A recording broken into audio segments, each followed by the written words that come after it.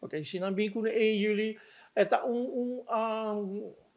el lo 13 algo cambio, claro, pero si bawita riba, lo que não te quiere, ele tá 80 milhões mês pa anha, dus ni is 40 milhões mito vita realistico. E problema tá, se ba bingo medida, isso é típico algo de tur governo, nada bingo medida A, nada bisa, eta ba generar 100 milhões. Dus 5 tem prova ou coisa bom que você bisa é verdade, eta vai generar 100 milhões, pero não gaste assim. Dus se al final resulta solamente 50 milhões, você quer gasto adicional de 50 milhões que não está cobrir. E se hai dinheiro que é 40 milhões, diz que outro ano é 80 milhões. Se hai problema com o sério e se você usa ele full para redução de débito, e ora é débito não vai quizás com 80, pero você diz, ok, se hai extra, se hai 50 milhões, lo vou usar para esse.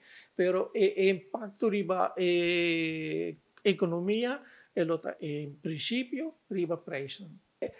Tem BTW só. BTW é palavra, é letterlijk BTW para belasting toegevoegde waarde.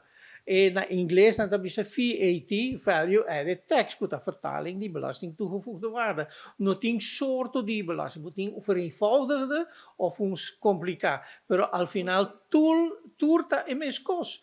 Não tá boting, pensamento bisa, lo que tem, vino por visita BB BTW, pensamento bisa baby BTW of hybride BTW, por pensar em número, pero al final BTW que men cada viaja, compra algo, você paga BTW, cada viaja vende algo, é mesmo produto, você cobra BTW, e a diferença você do governo. E para sobra, é hora, paga belasting, e valor agregado. E belasting, valor agregado, zij eigenlijk dat, eigenlijk, zij dat BTW.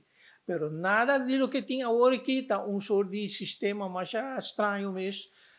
Bem com BTW, maneira deve ser, maneira está sistema simples para evitar que oportunidade de fraude com ele, o que está passando, passa na Europa.